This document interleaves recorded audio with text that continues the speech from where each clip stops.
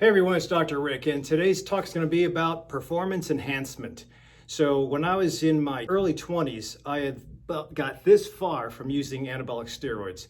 I was working out at the gym at LaSalle University. A couple other friends were using Anavar, Dianabol, and something else, I don't remember. But there was big gains from my friends who still worked out just as well as I did.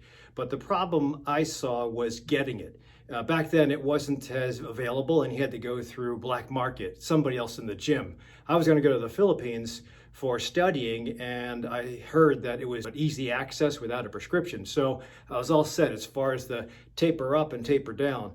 But I'm glad I didn't do it. I ended up going into bodybuilding, natural competition, so the big monsters weren't there. In fact, the first competition was Mr. Natural New Jersey. And right before they started the pose downs, they had announced that there was going to be drug test them randomly. And it was urine testing back then. And I think about 3 guys left the facility. So, and they were obviously using steroids. But regardless, I was able to get 2 titles without that. And I attribute it to being lean and working out hard. And I think there's some value in that. But the problem is in the gym nowadays, you will see some guys get massive really fast. The subtle competition is there that you have to get massive too.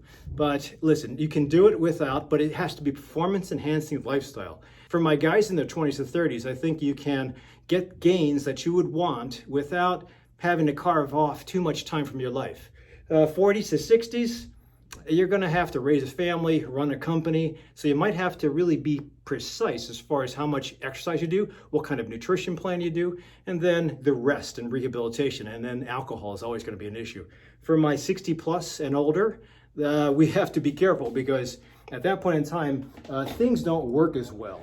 Muscles don't respond to protein as much. The signaling to our nucleus or the center of every cell isn't as robust. And then we sometimes engage in things that will build up, but also destroy our gains. So I think it's important to have a plan, and I can offer that to you. So for my young guys thinking about steroids, please come to see me first or consult me, because doing that back alley stuff, steroids do get you very massive very quickly. Now, at what price? At least if you get your tests done, you can follow along. I can give you some guidance as far as pulsing and maybe weaning off.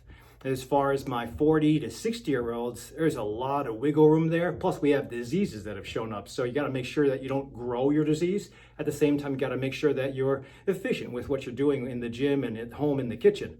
As far as my 60-year-olds and above, I don't think you're going to push that hard. But listen, I'm 59 this year, so there are other people that do push aggressively, and they carried it from teenage years up until 60.